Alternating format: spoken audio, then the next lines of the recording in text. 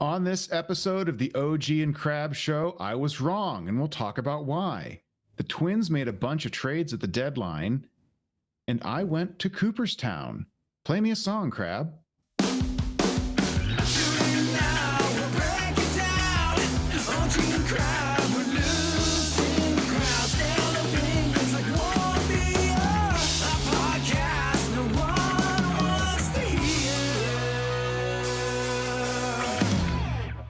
We're back on the OG and Crab Show. I'm OG. Sliding in next to me is the other guy, Crab. How's it going, Crab? Good. I'm low energy right now. I don't have much to yell about. Well, but the Pirates lost. The Pirates lost. You should be amped. I am. I'm very happy the losing continues. Today was a real barn burner as far as losing is concerned. I missed the beginning of the game, and when I was doing something else, and when I looked at my phone, I was like, oh, there's a Pirate game on and we're losing. This is great. And then I put my phone down and finished what I was doing, and then couple hours, hour and a half passed. I picked up my phone and it was like tied, and I was like, no, and I literally yelped out loud. Put my phone down, finished up what I was doing, and I looked at my phone again, and they were losing again. I was like, oh, God, that was a close one. Then I went on the porch and listened to the rest of it, and boy, Greg Brown was pissy. I heard the comeback, and I thought, oh, God, here we go. And then we got blown out, and it felt good. And Jerrington deserves this, because in his radio show this afternoon, he said that he plans to roll with the current team or something. I'm paraphrasing. And all those young guys they said they were trying to get playing time for are apparently not coming up. And so I guess Tommy Pham and IKF and Andrew McCutcheon are going to have to save Baron Charrington's job, and that's pathetic. And therefore, I'm rooting against it. Yeah, I wanted to make sure that for anyone who wasn't aware, that while we are Pirates fans, this year it's very important that Ben Cherington not retain his job. And since we don't trust Bob Nutting to make good decisions, it's important that it be very, very obvious. And so we must, unfortunately, root against our guys. Is that the gist? I'm in rooting. Yeah, I'm in that mode. It feels like 2007 for me, after Dave Littlefield traded Rajay Davis for Matt Morris, the corpse of Matt Morris, and we drafted Daniel Moskos instead of Matt Wieters, and we had no direction, and it was just loser baseball in the middle of purgatory with absolutely nothing on the horizon. And so I think we just need to channel that. I rooted against that team so hard, and I was so happy when Littlefield got fired and they brought in like an analytically minded general manager. And I thought, oh my God, here we go. We're going to catch up to the rest of the league. And unfortunately 5 years had passed since the Moneyball revolution at that time. So I'm hoping for the same kind of thing.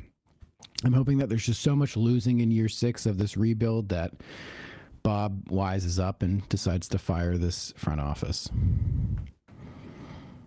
Well, how have they been doing lately? Let's catch everybody up if they're not paying close attention. Are the Pirates losing enough lately? I don't know. I'm not good at math. You tell me. What's the record? Since I think you pulled up some stats since the All-Star break, but that was going to talk about players. But they have been beating teams that they're not supposed to beat, but they've also been kind of playing down a bit. They lost a series out in Colorado to one of the worst teams in history. But they also swept the Tigers and they swept the Mets, although the Mets are in a bit of a tailspin. So that was a while ago. That was, but we're going back to the trade deadline. Not the trade deadline, the All-Star game, coming out of the break. And so they're playing at a better pace now than they were at the beginning of the season when Shelton got fired and they seemed to go on multiple multi-game losing streaks. So they're still not good. I mean, nobody's going to confuse this for a good team, right? Hopefully Bob. They're 51 Bob, and don't 68. confuse this for a good team, Bob. Please don't. They're 17 games under 500 still. Yeah. At one I point, mean, they they're were basically 20. not. I know, right? They're not really making up any No, they're not. They're ground not. here. Yeah, they're 2 steps forward and 2.5 steps back, that kind of thing. And in their last 10, they're 4 and 6. So, loser island with loser energy. You can find stretches where they were 7 and 3 or 8 and 2 since the break, but on the whole, water finds its level, and they're still down in the cellar. And tomorrow we start a series with the Milwaukee Brewers in Milwaukee, and they are on fire right now. They really are. They are 9-1 in their last 10. They're 73 and 44. They are the class. In all of baseball. Yeah, of the National League. And so I just hope that they just obliterate the Pirates. And I hope Quinn Priester pitches and obliterates the Pirates with his revamped, pitching repertoire. So, topic number 1. I need to admit I was wrong. Do you know what I was wrong about? I don't know. What were you wrong about? OG, you're never wrong. I'm often You're too smart to be wrong. Well, this is our show. We can't be wrong on our show. Part of being smart is admitting when you're wrong and learning from it. Isn't that profound? Yeah, it sounds really just amazing. Like a philosopher. It's like a philosopher. It's on some episode in the past, I don't know which one, I'm sure I made the assertion that you can't build a team through trades, because we were probably talking about how the Pirates needed to trade this or that, or everybody's talking about let's go trade pitchers for hitters or something. And I was pounding the table that, no, you can't build a team through trades. Nobody does that. And we would point to, oh, the Tigers, everybody's homegrown or something like that, right? So, well, as it happens, we have a counterexample, a very potent one, and it's the Miami Marlins. The Miami Marlins, who I don't want to say fired their GM, because they did what Boston did to Ben Cherington. They hired above their existing top baseball operations person, Kim Ng. She had gotten them into the playoffs and then not. And so they went out and they hired Peter Bendix of the Tampa Bay Rays front office. I believe he was an assistant GM. I'd have to look that up. He was, I think, an actual general manager under, I think. Do they have a POBO? Are they one of those org charts that like invented new titles to elevate people to? Yes, and because according to his Wikipedia page, it says the Rays promoted Bendix to vice president in 2019, and by 2020, his title was vice president of baseball development. Bendix was named general manager of the Rays on December 16th, 2021, succeeding Eric Neander, who had been promoted to POBO. There it is. Yeah, they wanted to give Neander the POBO title. And I wonder if teams are doing that. Just as an aside, I wonder if that is spreading across the league as a way to retain talent, because there's sort of this like informal, or maybe it's even formal rule about you can't go poach somebody else's front office unless you're giving them a better position. And so if everybody just starts taking like their GM that they love and naming them POBO, president of baseball operations, and we're going to need to inflate that title even further once everybody's a POBO, because then nobody is. So now you have what used to be the general manager, and then they would have assistant general managers, or they would have SVPs or something like that. Now you have the president of baseball operations, and under them is a general manager, which is their understudy. And that is what Matt Arnold was in Milwaukee under Stearns before he stepped out and then ultimately went to the Mets. So anyway, that's a whole other thing. But the Marlins, if you think back to a year ago at the trade deadline, they sold hard. They traded everybody. including We even got a guy. we got a guy. Yeah, we got Brian De La Cruz, and he was awful. He was what? He was so good for the losing island guys. He was the very top good for the loser. losing. Unfortunately, the losing did not cost Ben Sherrington his job last winter like it should have. So It should have. So he was good at the losing, but he didn't lose hard enough. Anyway, the Marlins traded tons of guys, lots of high value guys, lots of names people heard of, and all of a sudden they were expected to be just this like laughing stock of a team. So coming into this season, people were looking at their roster and thinking, who the hell are these guys? They're going to be terrible. And like they were like people were talking about them giving the White Sox of last year, who set the record for worst finish in baseball history, worst record as a major league team. There were people talking about the Marlins competing for that low honor. And lo and behold, here they are in early August, and they're sniffing 500. Yeah, they're 57-61. Mm-hmm. And they're better than the Pirates. Oh yeah. And so let's make sure that we appreciate the timeline here. So a year ago, they did this big teardown. They traded away Jazz Chisholm. They traded away, who was that left-hander that they traded to the Padres? He was their closer. And then he signed with the Dodgers. See how unprepared I am? I don't remember, but they traded Luis Ariz at the beginning of the last year. He was earlier in the year. They traded Ariz to the Padres. They traded a Trevor Rogers, is that who it is, to the Orioles. And I really should have this list of trades open, but I don't.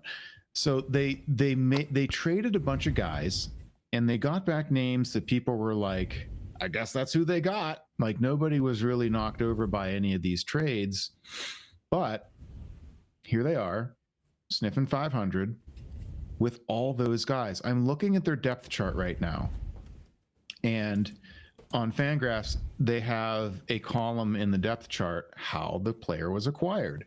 And so we're going to just go through the depth chart. Xavier Edwards, he was a trade, but in 2022, he's been there a bit, and he's a decent player. He's their leadoff guy. Here's a guy they got last year, and this is their best hitter right now by far, Kyle Stowers. One of the two. Yeah, we mentioned him in an earlier episode this season, and I basically yelled, who the fuck is this guy? Was my thesis. Like, where do these guys come from? Well, I guess we're going to find out. Yeah, so he came from Baltimore. He was one of those many blonde Baltimore boys that they grow. And he got traded along with himbos. One other guy. Yeah. I forget who he was traded with. Connor Norby, who's on the IL and not doing great. But Kyle Stout, so both those two guys were the return for a starting pitcher who was probably less of a get than like a Mitch Keller in terms of like surplus value. I mean, he's definitely not as good as Mitch Keller, and he hasn't been good for the Orioles, but the Orioles picked him up. And so they shipped these two AAA outfielders down to the Marlins. And now one of them is their best player, and he's got like 100 and what does he have? I have it here. He's got a WRC plus of 148. He's 50% better than average. And this is last year Miami pulled off 6 trades at the deadline, and their big pull was Norby and I love saying Norby. It sounds like Kirby's brother from Nintendo. Norby and Stowers, and that's a lot of trades for a lot of good stuff. They got 9 prospects, for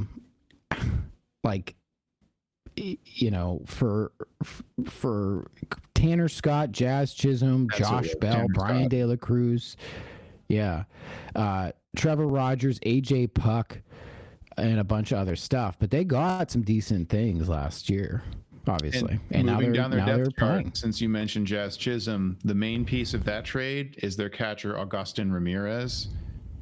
Yeah, he's their 3-hole hitter. He's league average as a hitter, but he's a rookie and he's had streaks of really good performance. Liam Hicks, he's a Rule 5 pickup, so doesn't fit this mold. Something the Pirates can do, though, pick up guys in the Rule 5, and if they're smart about it, they get good guys. Otto Lopez, one of your favorite names. Otto Lopez, he was a waiver claim last year.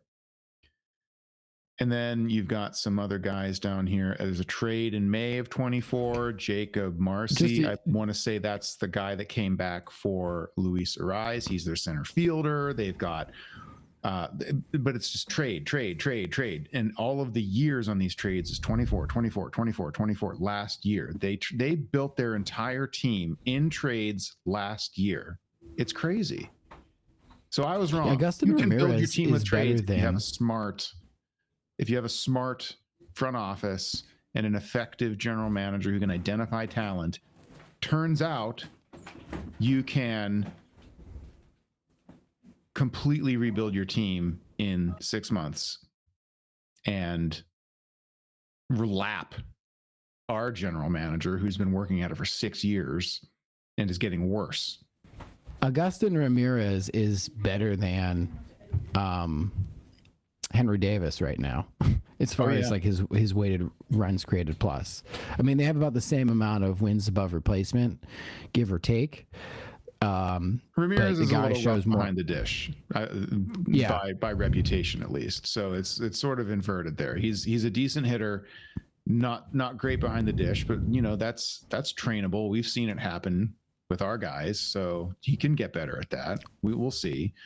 And Davis is just, he's awful at the plate, just terrible. So I guess you're saying that, what's your thesis statement of this? That you can do this if you're smart and you are fearless? Because that's how I'm reading it. Like, Peter Bendix comes from an organization where they basically treat their players like stocks and bonds, and when those players reach peak value down there, they trade them. They don't care about the Ring of Honor and veteranosity and grittiness and blah blah blah blah blah blah blah. They get rid of these guys, they send them where they need to go, they bring in premium talent. The kids don't sit in the minors for years and years and years checking boxes like we do here.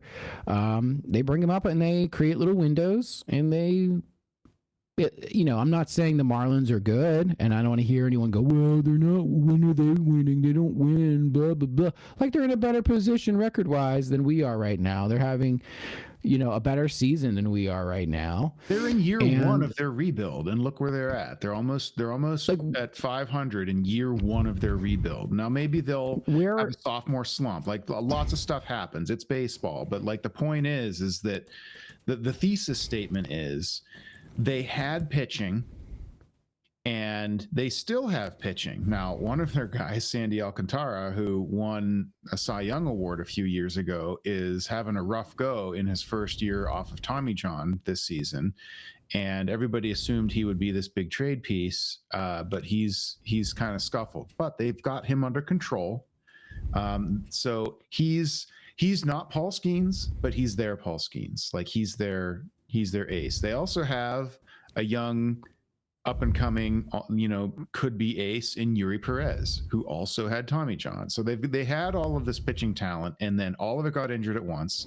And then they tore down the team with, the guy, like, they got rid of Jazz Chisholm, sent him to the Yankees. They got rid of their closer.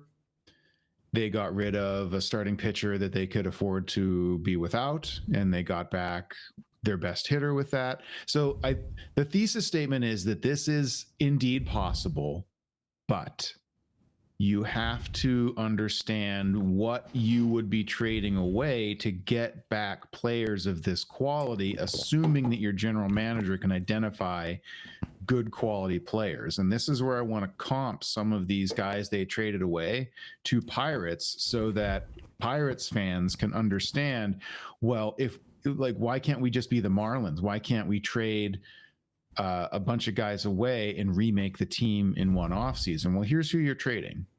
When they traded Jazz Chisholm, That's O'Neill Cruz. Now, I know they don't have the same years of control, they have the same surplus Oh value.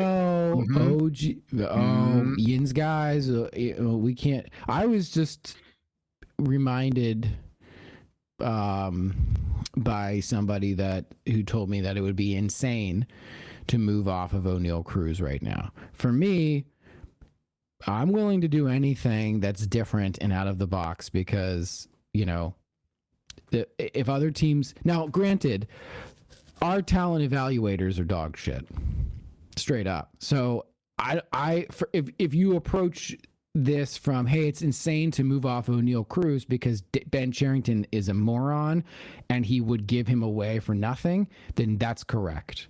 And you should not move off O'Neill Cruz. But if we had a different human from the Rays or the Brewers, someone who is intelligent and knew what they're doing, who wanted to move off O'Neill Cruz, I'd be like, let's fucking do it. Because all things being equal, if it was another general manager and the high watermark of this team was what we're seeing now, they would want to radically remake it, and they should. But in Pittsburgh, we are conditioned by...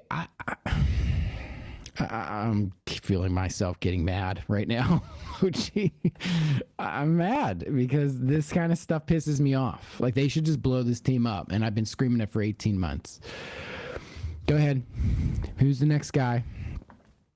The next guy the Pirates would have to trade to comp, match, whatever you want to call it, to the Marlins is Mitch Keller.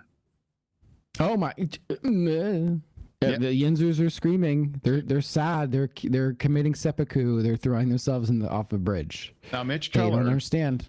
Mitch Keller, he was the talk of the town this past trade deadline. A lot of people thought he would have gone, and he didn't. I think he'll go this winter. Like, maybe. It really depends on maybe it doesn't depend on who the general manager, maybe either one of them, like whatever. The point is, Trevor Rogers was Mitch Keller. Now, Mitch Keller has more surplus value in his contract, and he's a better pitcher than Trevor Rogers when Trevor Rogers was shipped up to the Orioles, but not by a lot. And Trevor Rogers is how the Marlins got Kyle Stowers. Now, Kyle Stowers was in AAA when they got him. So as we're all shouting from the rooftops that we will only accept a Mitch Keller trade for major league talent, well, if you have a smart general manager who can identify talent, when you get them, they might be in AAA, and the following year they have 148 WRC plus as of August. When did Kyle Stowers come up? Did he come up at the end of last year? He was a depth guy. Well, the reason I ask this is because it strikes me that, like, even if Ben Cherington managed to get one of these guys, like we thought Nick York would be this last year, some kind of like guy coming up and cresting the hill. Okay, this is so cool. We're going to get like a impact. Okay, cool. This is it. These are supposed to be smart general managers and his smart assistants. They've identified somebody. They're going to call him up at the end. And then nothing happened. It's August 10th. That guy is still in the minor leagues. Because why? Because if he comes up and he's no good, what does that say about the general manager? Well, I mean, because that's true. You can't fail if you don't call him up. But because they want to play Tommy Pham, and they want to play, give at bats to Andrew McCutchen and IKF, and that is insane right now. Let's say our dream comes true, and Cherington gets fired, and the Pirates go and hire the platonic ideal small market talent evaluator to do this for us. That means we're trading O'Neill Cruz. It means we're trading Mitch Keller. It means we're trading several other guys from this team. Good. I know. Great. We're square there. Great. I want to make sure That's everybody great. listening and viewing understands that if you that's what it takes. You're not going to remake this team by trading away odds and ends. And you're not going to, remake this team by counting on Mike Elias to trade from this depth. Like they want Adley. I'm not saying they're going to trade Adley Rushman or whatever, but like they want their young good players, just like we want young good players. Yeah. So Kyle Stowers, you know, had they identified him last year and pounced, would have been maybe the farthest out of the depth he would be willing to trade from. But now they've traded some of that depth, and they're not going to bail us. I'm saying they're not going to bail us out by trading us something for, you know, Mitch Keller. They need those guys to come back next year and hit. And yeah, I mean, we can't expect all these teams to give us their good players for, you know, for nothing. It's not going to happen. Yeah. So you can rebuild via trade. That's what I wanted to cop to. Like, I was wrong. It can be done. Marlins did it. But who else did they get? Anyone else good? Tanner Scott was them trading their Bednar. They traded their Bednar last year, and Tanner Scott brought them back pitcher Brian Hoeing. Oh, no. Hoeing also went with Scott to the Padres. Excuse me. And that brought back lefty Robbie Snelling, right-handed pitcher Adam Mazer, and two third basemen, Graham Pauley and Jay Bashir. And if I go back and look at their depth chart, are either of those guys anywhere near? Graham Pauley is their third baseman right now. He's batting ninth, but he's their third baseman. So, I mean, so yes, there's stuff that's playing and contributing, and it's not languishing in AAA, and they're not jerking. They've created a little mini window, and they're moving in the right direction. Yeah, and unfortunately, we've heard, at least through reporting, that dear Chairman Nutting is completely disinterested in this type of teardown and this type of aggressive reformation of his ball club. So good, and they're going to lose next year with the gang running it back because they're stupid and there is no accountability, and they're going to do exactly the same shit, and we're going to spend the entire off season jerking off and lying to ourselves about how, like, if Henry Davis just knew this one trick, you know, pitchers would hate him, and that's what they're going to do. And the same things are going to happen. Jack Sawinski will never hit 30 home runs again. Henry Davis will never somehow put it together and become, you know, Cal Raleigh or whatever we were hoping he would be. You know, Nick Gonzalez is a really fine player, but Nick Gonzalez is Nick Gonzalez, and he's not a, you know, he's good. And he has a role here, and since the trade deadline is a 93 WRC plus, right? Okay. You know, so good player. You know, like they're going to do this thing with maybe Joey Bart can figure it out. Maybe Joey Bart has power. Maybe Joey Bart can hit. Like none of this stuff's going to happen, OG. This is so frustrating and just stupid. It sucks. It does. It does. So now that I've admitted I'm wrong and explained to everybody why, whatever, it's still hopeless, let's talk about the Twins. Before we do that, do you think that if they fire the general manager, the next general manager will get like a time before a Marlins rebuild has to happen?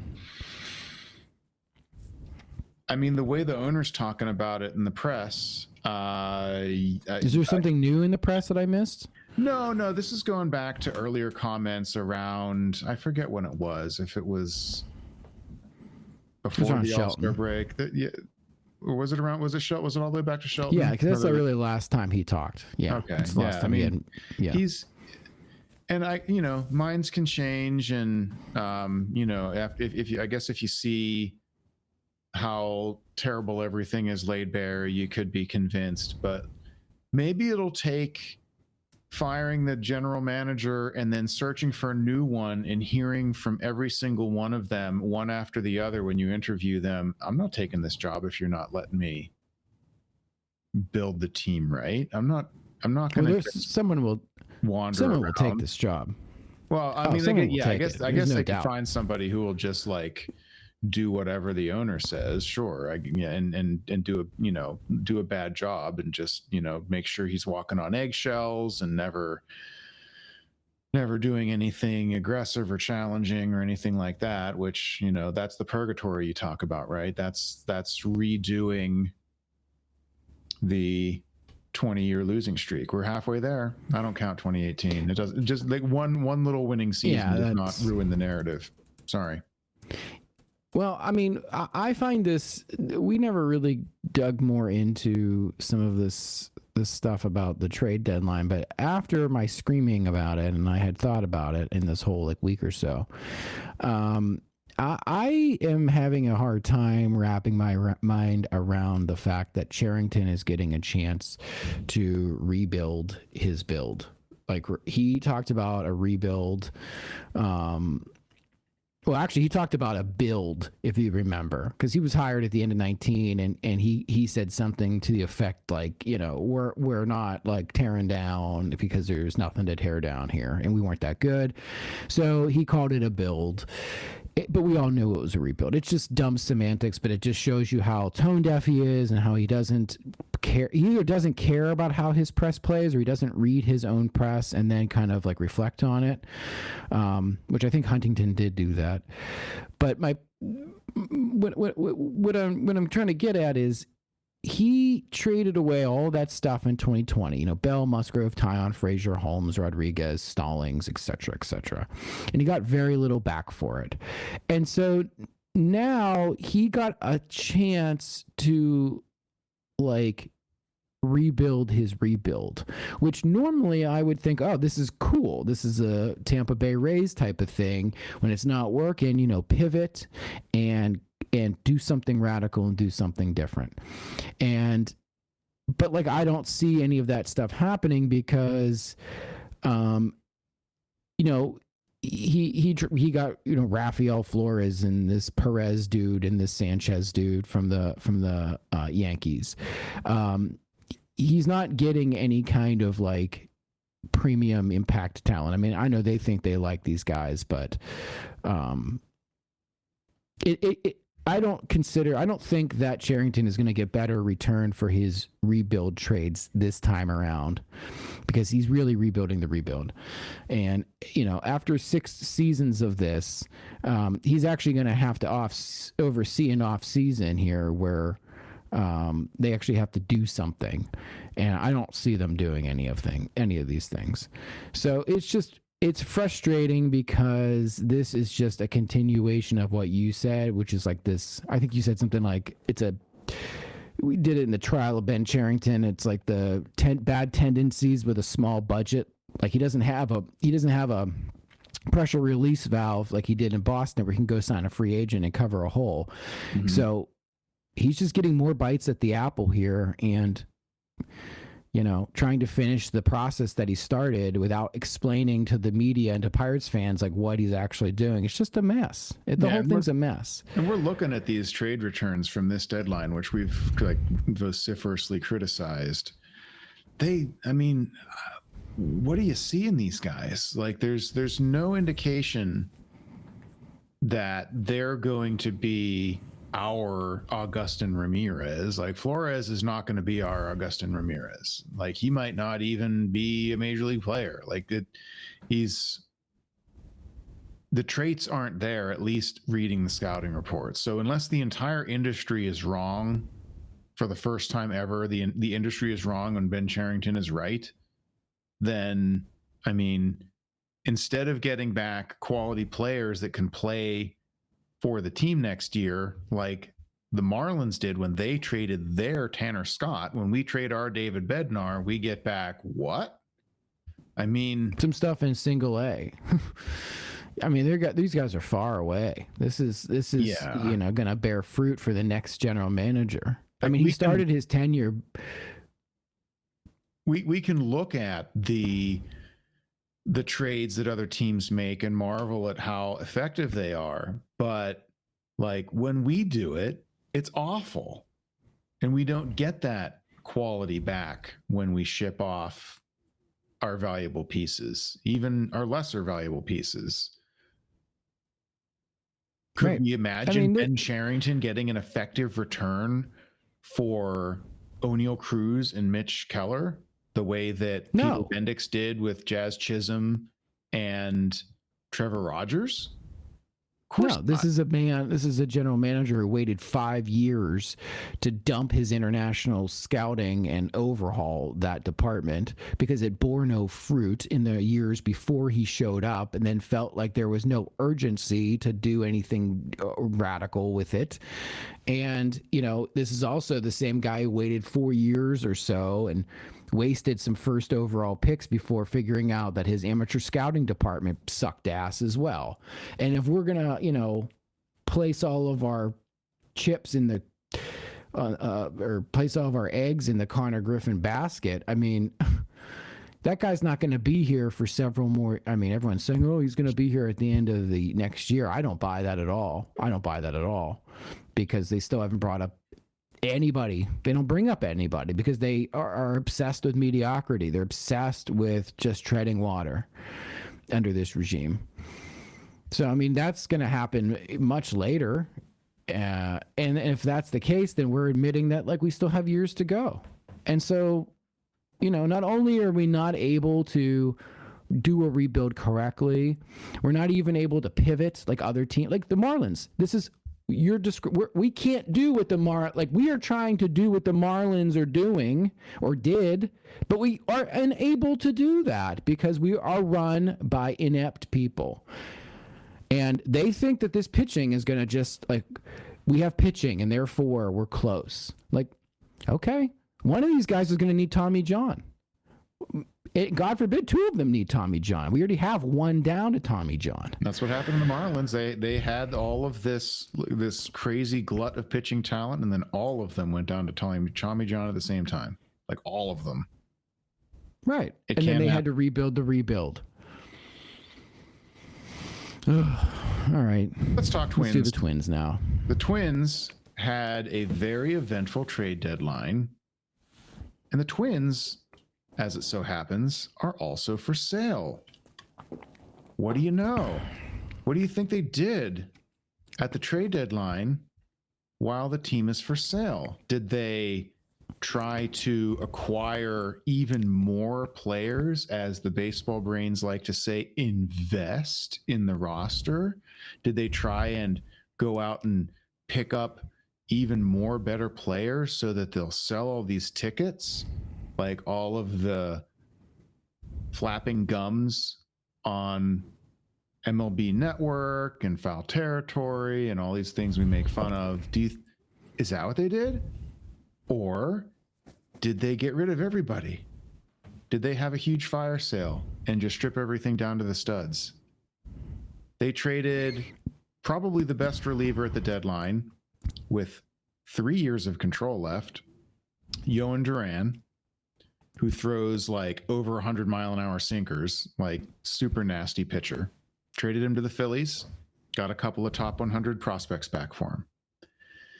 They traded Louis Varland, young reliever, who I believe is from there. So he's there from there. One of those like beloved guys. They traded him. He's not even a full year of service yet. They traded some of these guys. They traded away at rentals, like Harrison Bader, Ty France. Willie Castro is going to be a free agent, but he's been playing there for a while. But they also traded away Griffin Jacks, another reliever. Like they basically traded their entire bullpen away. And most notably, they salary dumped Carlos Correa back to the Astros. After all that pomp and circumstance to acquire him in the first place, after he almost signs with the Mets except for the medicals, and then he almost signs with the Giants except for the medicals, and he finally lands back in Minnesota, and then after a trial year of like feeling each other out, they sign him to this convoluted long-term deal. And what is this? 1-2 years later, they are salary dumping him. Why would you get rid of a superstar when you're trying to sell your team? Isn't that a good investment? Isn't that why the fans come to the park? Gosh, can you explain it to me? why that would happen? They want to sell the team and they want to get as lean and mean as possible. And I just don't understand.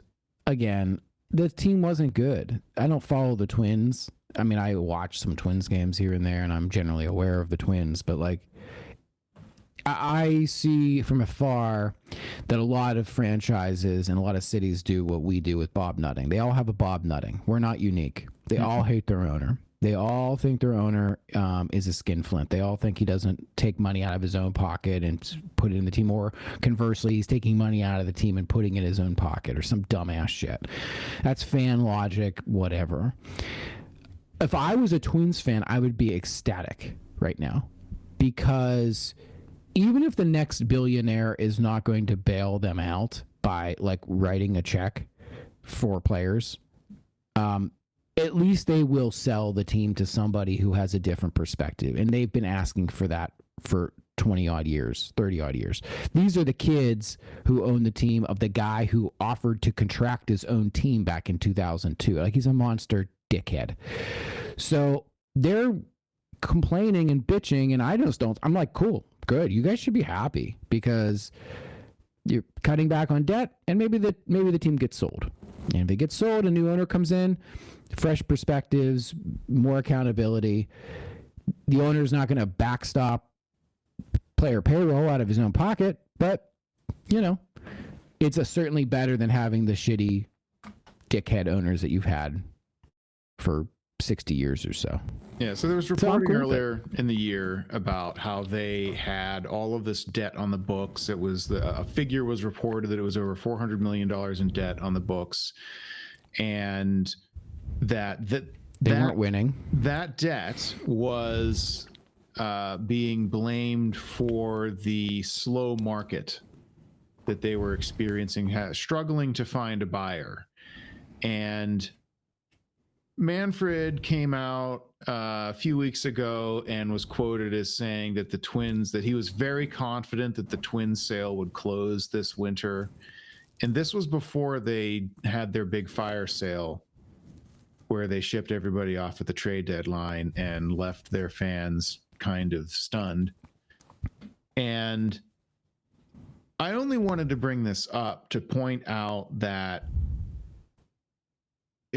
these guys aren't appreciating assets, these players. No, they're cars that you drove off the lot, and they're like immediately worth less.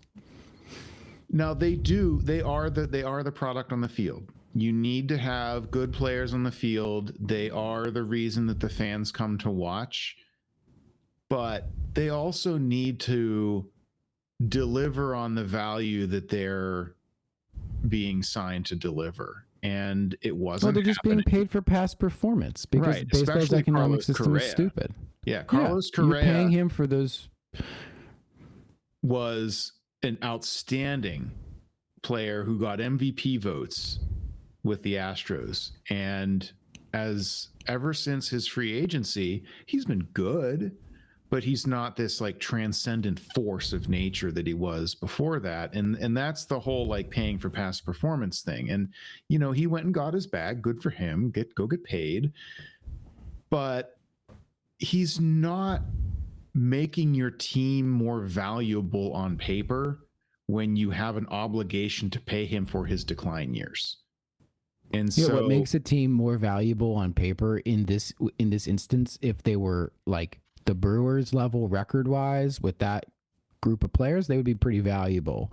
If they won a World Series and you had like an influx of playoff cash and notoriety and ticket and merch sales from all of that, yeah, it would be a little bump. But ultimately, whoever's buying that team wants to buy it with as little debt as possible. And those players, unfortunately, are the debt in some respects, and that debt can be moved. Oh, they very much are some of the debt. Like, and I know that you and I were scrutinizing the CBA language about the debt service rule and how it constrains what teams can borrow, how much debt they can hold at once, and player contracts are considered debt obligations under the debt service rule. So when you have a guy like Carlos Correa with a whole bunch of money owed to him out in the future, that is counted among the debt to your club that would prevent you from borrowing more to go do something else if you're bumping up against that debt ceiling that they have. So, I mean, I guess the point is that Yeah. I'm not going to cut you up, but I want to finish with this. Good for Twins fans. Yes, you'll have a little short-term kick in the balls, but you're going to get a new owner out of it, and you'll be better off. And good for you. You should be happy.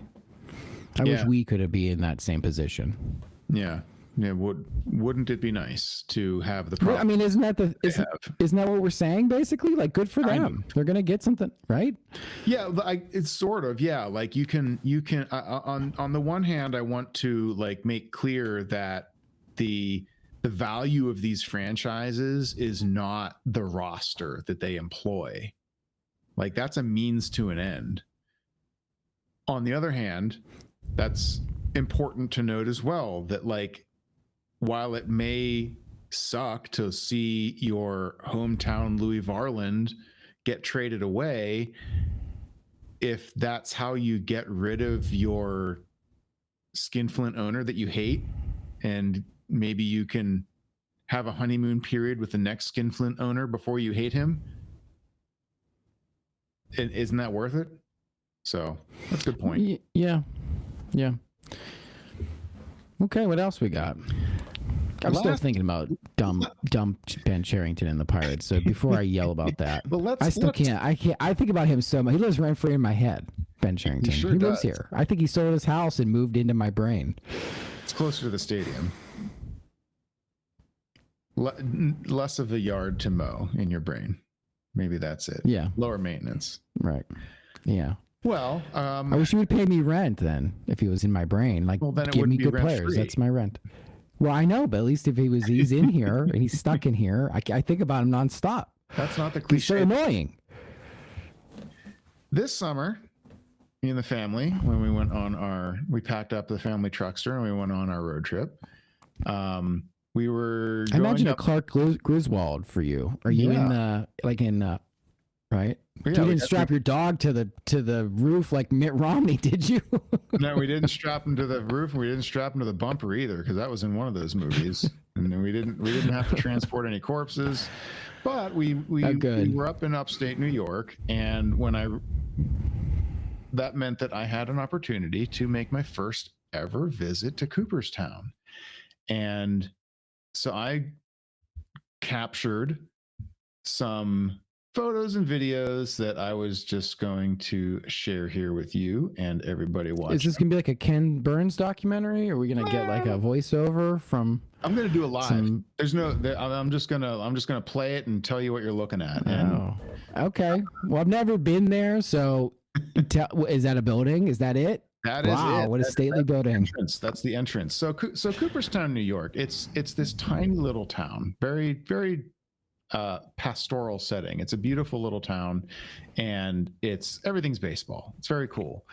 And so you show up in town, and we're driving into Cooperstown, and we're just driving along these like secondary and tertiary roads, 40-mile-an-hour speed limits for like almost an hour, because it's in the middle of nowhere. It's at the base of it's not the Finger Lakes, but it's one of those like glacial finger-shaped lakes. It's not the 5 of them, but that's further west. But it's at the base of a lake, and it's just that beautiful upstate New York Adirondack setting, and we're there in summertime, and we've got nice weather. And so let me hit play on this, and I'll just talk you through what you're seeing. This is the entranceway. Some of these are photos that I did Ken Burns effect on. When you get there, they've got like I knew you would. Recent games. I knew you would. This was before Hall of Fame weekend. So there's Dave Parker had a special exhibit right when you go inside with some of his own donated memorabilia. There's his MVP award. Helmet he signed. Why do they have to have the Reds jersey as the main jersey? I hated that. They're trying to make it look like he wasn't just a Pirate his whole career. He was just a Pirate, right? He never played for anybody else. I mean, he played for the Reds. That was a big contract. He played for the Reds, and he even won a World Series with the A's. Oh, and I was and he had a home run in that World Series, if I remember correctly. I remember that World Series, at least a little bit of it. So after you see the new guys coming in and their special exhibits, you go into sort of like a timeline of baseball. And so there was like the oldest ever baseball uniform was just there, and now we're looking at Honus Wagner's cap and uniform from when he was a coach with the Pirates. Johannes. Oh, fine. Yeah, Johannes Wagner. So this is some of his memorabilia. Lots of Honus Wagner stuff at the Hall of Fame, which is cool to see. Here's some stuff from a little after his time. You got Pie Trainer, the great Pie. There's Kai Kyler. This is from the 100 years ago from the World Series in 1925, and cool. Here's MVP award. That's what they used to look like. Old gloves. Here are some Ralph Kiner memorabilia. So I'm almost great. I love Ralph Kiner here, but there's so much cool stuff in the parts of the Hall of Fame that are the museum. And so here's the bat that Roberto Clemente hit his 3,000th hit with, and there's some video playing from that day at Three Rivers Stadium that was very sparsely attended. And that's embarrassing. Here's a Willie Stargell jersey, and this is from that game where they were the first major league team to have an all-black starting lineup, and there are the players. This was told to me and my family a billion times. They told that every Sunday. That's Teek's hat with the Stargell stars from '79. And here, I know you'll like this because you're a comic book guy. I remember seeing these on Reddit a few years ago. The artist would post these. He made these really cool comic book covers out of like baseball legends. And so they had prints of them off in a corner somewhere, but I recognized them and I thought they were really cool. And then there's a section where every team, of course, has this is a team that exists. And so this is more recent stuff. So there's Aroldis Chapman's glove from last year. You had an Andrew Paul Skeens' hat from the All-Star game was there. Very recent stuff. And then when you're all done with the museum portion, you enter what everybody thinks about at the Hall of Fame, and it's the actual hall with all of the plaques. And they've got these lifelike statues of Babe Ruth and Hank Aaron, and we just got some shots of our Pirates greats that made it to the hall, names we remember like Clemente and Stargell and Wagner. These are our statue guys, right? And cool. So it's really really neat. Definitely endorse anybody. There's Skipper. Endorse anybody. Did you go in with a Pirates hat on? No, he went in with nothing. And this was bittersweet. So this is the 2025 class. Their plaques had not gone up yet. This was a week before they were officially hung on the wall, and you can see that the 3 surviving members signed the plaque behind where their who else was inducted that was passed away, that had been passed? Dick Allen. Oh, cool. Dick Allen. So that lower one is the one where this is just going through the town. They have a shuttle. So what you should do when you go visit is you go park on the outskirts of town, and they have a shuttle that costs less than parking downtown at the meters anyway, and they're limited to 2 hours. And so it's just this cool little town, old. I like how cheap you are on your own podcast. You're just giving out like life hacks, like don't park. You're like a true dad. Don't park down there, kids. Don't try to park down there. There's Doubleday Field. That's the Sandlot kid. Don't park down there because there's nowhere to park. It's too busy. So like stay on the outskirts, get the shuttle in, and you get a nice little video tour of the town.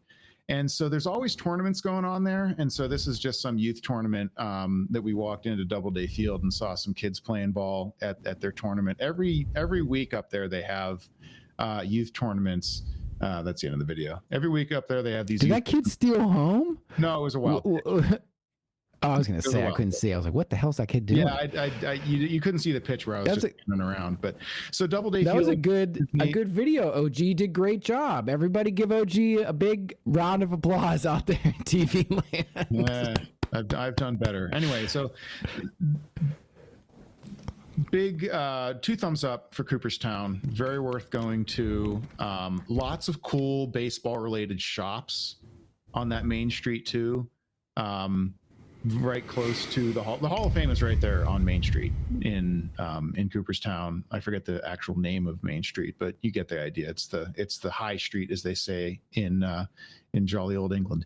And everything is baseball themed. There was a Rawlings just had like a pop-up shop outside Doubleday Field where you could go and get like really limited edition ball gloves if you're a player or you collect that kind of thing. That was cool. Baseballism, which is this, it started off as like Travis Darno's like academy, and they've sort of like pivoted to merch. And so they've got like these stores that sell baseball themed hip stuff like t-shirts and whatnot. And that was just flooded with these like youth players. Like they have these tournaments where youth teams will go and play at Doubleday Field, and then they're like outside of town, there's a different town that there's like this big like campus full of ball fields that they hold these tournaments at. But they do get to play some at Doubleday Field, as you saw. And it's just baseball everywhere. Everything's baseball. All the shops are baseball. Everything's baseball themed. So if you like baseball, go to Cooperstown. Cool. Don't park in the town. Don't stay in. I mean, if you plan far enough ahead and you can get into one of the B&Bs, there's no lodging in this town, like hardly any at all. But it's a beautiful place. Very much recommend making it one of those bucket list items. Go see the Hall of Fame. I'm looking at Dick Allen's stats right now. I imagine he went in as a Philly. Yes, I believe he did go in as a Philly. Because he had a kind of a strange career. He had a monster year for the White Sox in 1972. The man had a Baseball Reference WAR of 8.6. Damn. That's MVP. God damn. Woof. Yeah. In his age 30 season, dude went nuts. And he was one of an those OPS. People were pounding the table for years and years. Why isn't he in? Why isn't he in? And unfortunately, he passed away before even finding out. He passed away in 2020, but he had 58.8 Baseball Reference wins above replacement. I mean, he's a good player. I mean, he had an 8.88 WAR season in 1964. Just a very consistent like hitter, it looks like. And yeah, good for him. I love a dude who has a big set of like 70s glasses on. Like Dick Allen wore glasses when he played. The aviator shape, but it's not sunglasses, right? Yeah, those are great. And they're playing ball in it. Like it's not rec specs. Yeah. They're just playing ball in dad glasses. Yeah. Dave Parker had way less WAR than him. 40 WAR for Dave. But his career was longer, but he didn't have a high peak like Dick Allen did. Yeah, Parker had the big few years with the Pirates. Like he had a 5-year stretch where he was just like the very best in the game, but then he had a very long period of not so great. I mean, this is like a bit of a McCutcheon type like curve. It's not exactly the same. I'm not like doing like hardcore analysis on it, but from 75 to 79, he was. This is the Cobra 6'3". Wins above replacement 6'3", 3.7, 7.4, 7.0, 6.7, and then he dropped from 6.7 to 1 win, 1.6. That's a huge drop off in 1980. And in 1980, the Pirates were 83 and 79 and finished third. I'd have to wonder if that was like a contributing factor to that team's little drop off there, because they hit rock bottom by 85, but like it's always struck me as being a little strange that they just kind of cratered so quickly after their World Series title. But I guess that 1979 was pretty much the culmination of the 70s, really. So it was like the last bit of it. So yeah, it was their last hurrah. Did Star? How long did that was Stargell's last year, wasn't it? Did he retire after that? Did he do a Bettis? I think Stargell played a couple more years. I think he retired. I want to say 83. Yeah, I think you're right. Yeah, he definitely find out after that. Yeah, he did. He was a coach in 85. I know that. He played until 82. Okay. So, and as late, I mean, even in 1980, he was a 1-win player, 1.2 win player. I mean, in 79, he was a 2.5 WAR player at age 39. Damn. God damn, that must have been a lot of greenies in that coffee. Kept his motor going. Yeah, good old Pops. Yeah. I didn't put it in the video, but something that really tickled me at the Hall of Fame. They have, of course, like lots of like memorabilia exhibits, and so they have this one room where they just have a huge bobblehead collection behind glass. And since it's bobbleheads, they built the shelves that all of these bobbleheads are on, and the shelves have like a little mechanism in them that keeps the shelf just like constantly moving underneath the bobbleheads. And so the bobbleheads are just constantly rocking behind the glass in these cases. So like it's really dynamic and cool. I like that a lot. Well, I can tell you're very happy. You're like, I like that. It was very, very cool to visit, and my family was very, very kind to put up with it because they're not nearly as interested in it as I am. They were like, "Oh, why is their heads there?" By the time we got downstairs and got through, they recommend that you do the museum part first, and then you go and like see all the plaques as the last stop. Is there a Negro League exhibit in there? Oh yeah, like a good one. Yeah, so there was. That's my jam is the Negro Leagues, man. I got like several books on it because it's a historical time with a start and an end point. I love it because it's fixed, it's finite, so you can really dig into it. Yeah, they've got. And how much does it talk about Pittsburgh? Because we were like the center of it. There was I should have included this stuff. There was I think Josh. Yeah, go back. Get back up there and give me another video. No, I have. I didn't put everything in the video. I was just like trying to limit it to pirate stuff. No, but there was stuff. I think it was from their time. There was a Homestead Grays uniform, but it had the W on the sleeve. So I think it was when they were playing in Washington. Well, that was at the very end. Homestead Grays was a steel mill sandlot team. They had the W on the one that they had in the hall had the W on the sleeve, but they did have a Homestead Grays. But there's a whole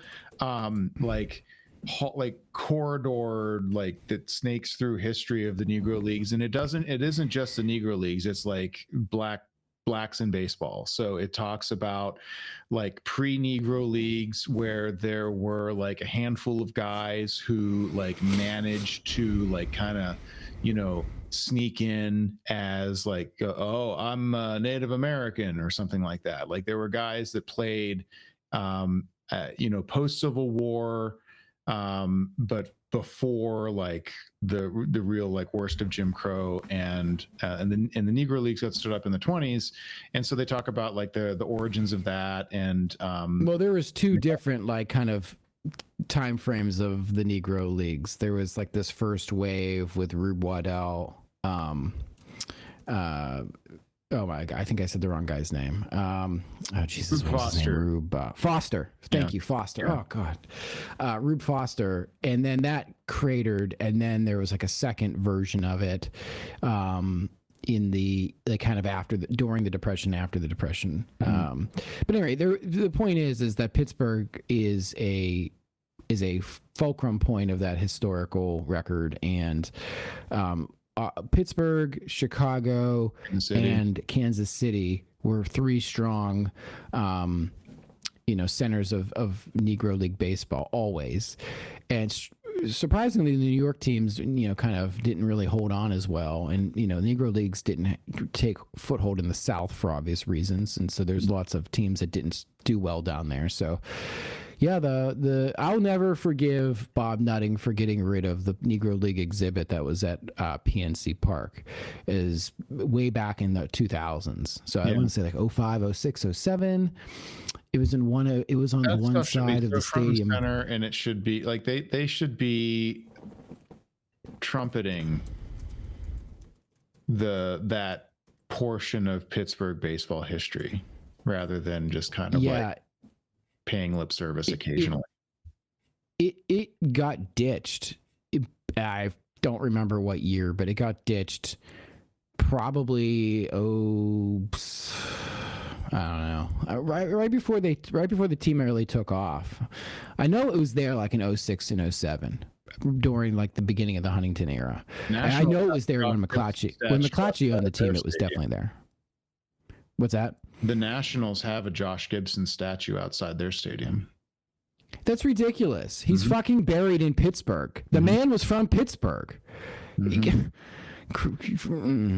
I have no idea why. I mean, there's more history from Pirates and the Negro Leagues intertwined than this city cares to admit. And the fact that there is no record of it, other than the Homestead Grays Bridge has some stuff on it with the Crawfords and the Grays, and I can't tell you if there's stuff in the stadium or not, but I'm sure Travis Williams took it out so some fucking kids can climb on a goddamn climbing wall, because that's 1,000 times more important. You want Instagrammable moments? Go put the Negro League exhibit back in and teach some folks some fucking history about their hometown and their Pittsburgh Pirates, because that's all we fucking have is history. In fact, if we didn't have 100 odd years of habit in this town and history, this team wouldn't be able to survive here. I pulled up an article in 2015 where it says that the legacy statues and things were gone. And the explanation given by the Pirates was that Legacy Square and the popular left field concourse attracted too many fans, so that it would be prudent to spread fans evenly throughout the ballpark. And the Pirates were not sure. We had to take it out. Right. The Pirates were not sure what to do with the statues. Josh Gibson's relatives suggested spreading the statues throughout the ballpark, perhaps even naming sections of the stadium after each ball player to create a better wayfinding to and from. And the Pirates' response was, "We'll think about it. We'll think about it." Never happened. Bunch of fucking assholes. God, I hate this team. God, I just fucking hate this team. I hate everything about them. I really do. Well, go to Cooperstown and relive the past. You can relish when they were good, before we were born. Okay. Kevin McClatchy, quote, "Our hope is that this exhibit inspires, educates, and emotionally connects people of all ages to the remarkable story of the Negro Leagues. A lot of people say that PNC Park is the best ballpark in America. Well, PNC Park just got a lot better. June of 2006, speaking about Legacy Park. God damn it. God. All right, we got anything else to talk about? No, that's it for this one.